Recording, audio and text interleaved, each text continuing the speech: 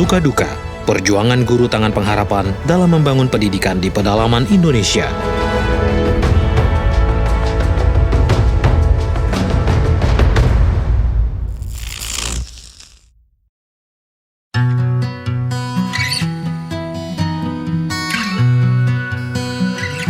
Hari ini, kita bisa melihat kota-kota yang begitu indah dipenuhi lampu.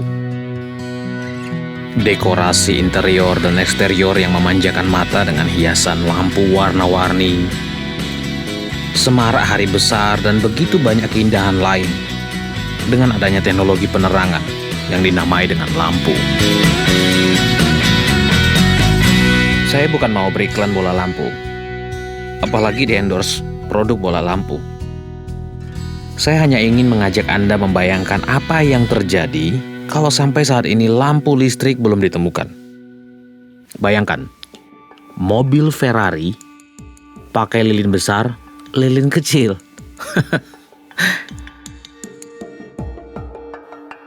Thomas Alva Edison ribuan kali gagal sebelum menemukan lampu listrik. Di tengah-tengah kegagalannya, dia justru menemukan ribuan penemuan baru lain. Yang akhirnya Thomas mendaftarkan dan memegang 1093 hak paten penemuan dan menjadi rekor dunia penemuan paling produktif. Kadang manusia sering menjalani kehidupan yang tidak direncanakan. Kegagalan-kegagalan yang dilakukan Thomas Alva Edison justru membawa perubahan dan kemajuan zaman yang dinikmati sampai hari ini. Begitu juga kehidupan kita. Banyak keputusan, pilihan, dan kegagalan kita yang justru membawa kita kepada satu langkah hidup dan panggilan kita yang sebenarnya. Rencananya mau jadi dokter, malah kita jadi pengacara handal. Tadinya mau jadi pilot, malah jadi pengusaha. Mau pilih jadi polisi, malah berhasilnya di teknologi. Mau pilih mertua yang baik, dapatnya nggak, bercanda. Situasi yang sama juga dialami Mantili Johanna Lina Sinaga. Guru pedalaman Tangan Pengharapan ini bergabung dan masuk Tangan Pengharapan di bulan Februari 2018. Tadinya sih Mantili ingin berkarir di bidang kesehatan. Sebenarnya dulu waktu kuliah itu aku nggak ada niat jadi guru, bikin kesehatan. Cuma karena biaya kan tinggi untuk sekolah kesehatan kan bang. Jadi pada saat itu aku minta bagian kesehatan, bagian analisis kesehatan, kalau nggak apoteker gitu. Setelah menyelesaikan kuliahnya, Mantili sempat mengajar sebagai guru honor di tempat kuliahnya. Tapi yang didapatkannya tidak seberapa. Udah itu aku tamat dari situ, aku jalanin bisa juga sih gitu kan, bisa juga sih gitu. Nah aku jalani, udah tamat kuliah, honor lah aku di situ di SMP selama 1 tahun. Udah itu 1 tahun aku honor di situ. Kalau pada itu aku satu les 25. Kan kalau SMP kan bang tergantung lesnya berapa gitu kan. Kalau banyak lesnya, banyak lah honornya gitu kan. Itu gak sampai bang 200 bang 1 bulan. Namun untuk membantu biaya keluarganya, Mantili memutuskan untuk tetap mencoba karir sebagai guru. Tangan Pengharapan menjadi pilihannya. Entah kenapa pada saat itu aku kayak benar-benar ininya jalanku gitu, kok bisa jadi guru gitu. Itulah, terus ada teman, aku pikir untuk membantu orang tua aku, untuk membantu adik-adikku kuliah, bagaimana lah caranya nih ya gitu. Pada saat itu sih aku bergumul sih bang supaya ada pekerjaan lagi lebih baik. Istilahnya aku diterima di sekolah swasta gitu, kayak di Santo Thomas, di Metodis gitu kan. Ada temanku yang si Miss Panggabean itu, si Sartima, coba aja di Tangan Pengharapan. Ya udah, saya daftar ke Tangan Pengharapan. Itu Pada saat itu aku nyoba-nyoba di Tangan Pengharapan, nggak sampai itu prosesnya 1 minggu atau 3 hari ditelepon sama bagian pendidikan, ya udah langsung dari Medan ke Jakarta langsung lah.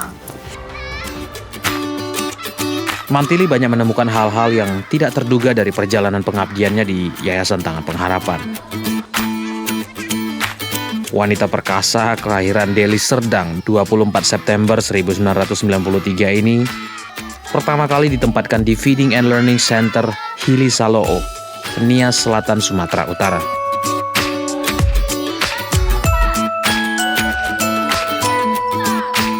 Di tahun pertamanya sebagai guru, Mantili berkisah awalnya tidak pernah membayangkan pengalaman seperti apa menjadi seorang guru di pedalaman.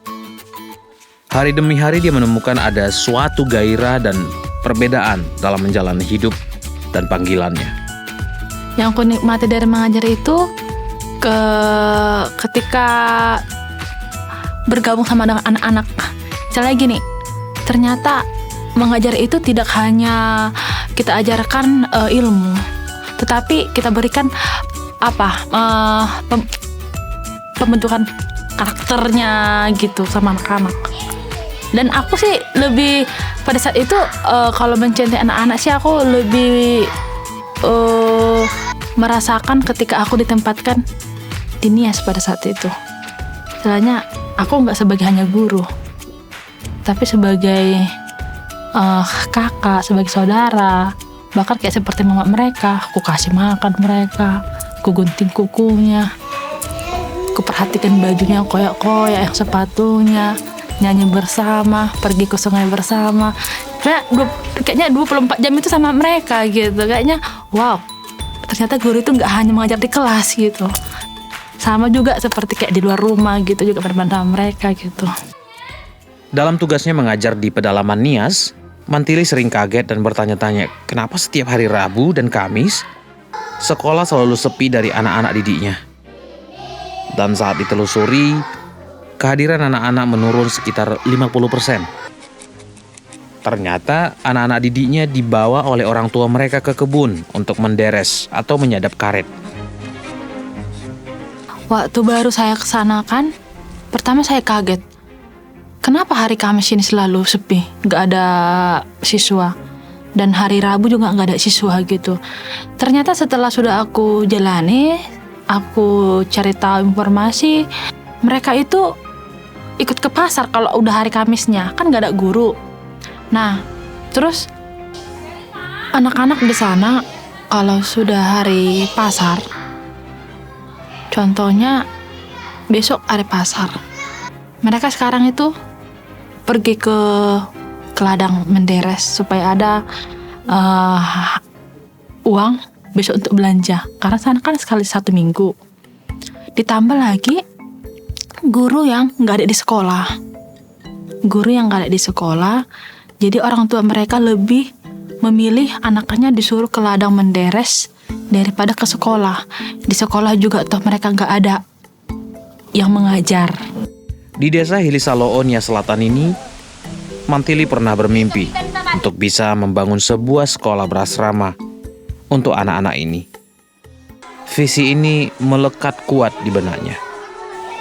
Ditambah lagi dengan anak-anak, dengan yang dikirimkan 1 orang guru ke pedalaman, ini nggak efektif gitu. Dengan visi misi tangan pengharapan, dengan visi yang ditanamkan dengan Ibu Heni gitu. Nah, sempat, seandainya ada sekolah asrama nih. Jadi anak-anak yang dari daerah bisa dibawa ke asrama gitu. Jadi kita bisa lebih pantau juga 24 jam kan. Kalau di pedalaman kan tidak gitu. Di bulan 10 itu pas Mama Heni kan disitulah dibilang ini kita mau buka sekolah asrama, kata Ibu Heni. Ternyata udah ada juga mimpi Tangan Pengharapan mendirikan sekolah asrama gitu. Suatu kali saat pendiri Tangan Pengharapan, Ibu Heni Kristianus melakukan kunjungan tahunan ke desa Hili Saloo ini, ditemukan kondisi pakaian dan sepatu anak-anak di senter Hili Saloo ini sangat memprihatinkan. Pakaian yang sudah usang, robek, bahkan rata-rata anak-anak di desa ini tetap menggunakan sepatu yang sudah rusak dan menganga ke sekolah karena orang tua mereka tidak memiliki uang untuk memenuhi kebutuhan perlengkapan sekolah anaknya. Kondisi ini yang melahirkan proyek 5.000 Gift Tangan Pengharapan yang menyediakan paket pakaian sekolah, sepatu, dan tas untuk 5.000 anak yang dibagikan sesuai data anak yang terdaftar di seluruh senter Tangan Pengharapan yang tersebar di 70 titik di Indonesia. Mantili semakin merasa kalau hidupnya semakin berguna dan menjadi jembatan berkat bagi anak-anak di Desa Hilisaloo dan juga di tengah-tengah masyarakat. Timbul di hatiku, ternyata jadi guru ini enak gitu. Enak dan ini bersyukur gitu. Jadi bisa mengajari anak-anak, bisa memberi makan, bisa memberi baju sama anak-anak. Setidaknya menjadi jembatan berkat lah bagi anak-anak gitu. Beda dengan kalau kita guru di sekolah biasa dengan di Tangan Pengharapan. Ini sih uniknya di Tangan Pengharapan jadi guru. Bisa jadi jembatan berkat buat mereka. Jadi mereka itu mendapatkan yang sederhana yang menurut aku, tetapi menurut mereka tuh udah wow, istimewa gitu. Di tahun kedua Mantili bertugas, dia ditugaskan untuk mengajar di Feeding and Learning Center Kedungudal, Jawa Tengah. Dia terkejut karena ternyata di tengah pulau Jawa yang sudah terkenal sangat maju ini, masih ada kondisi desa dan pendidikan seminim ini.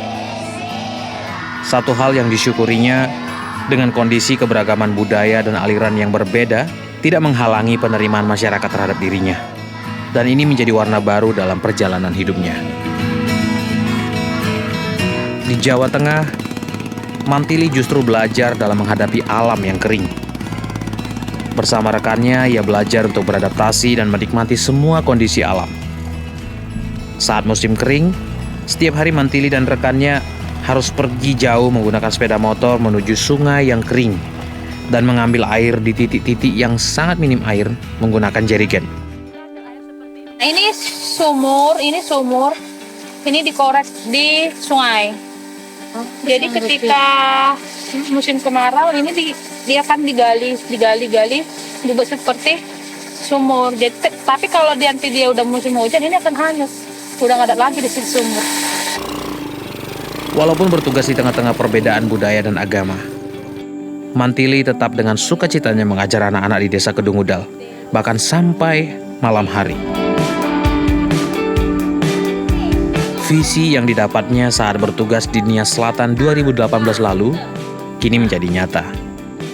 Mantili saat ini dipanggil dan ditempatkan sebagai guru sekolah berasrama Yayasan Tangan Pengharapan yang ada di Jakarta. Mantili tidak pernah menyangka kalau impiannya akan terwujud. Meskipun Mantili berat menjalani semua ini, namun dia yakin kalau dia mampu membawa perubahan bagi pendidikan Indonesia.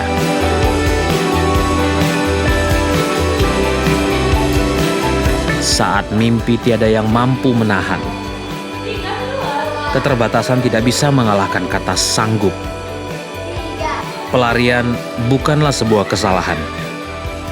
Panggilanlah yang akan menentukan hidup.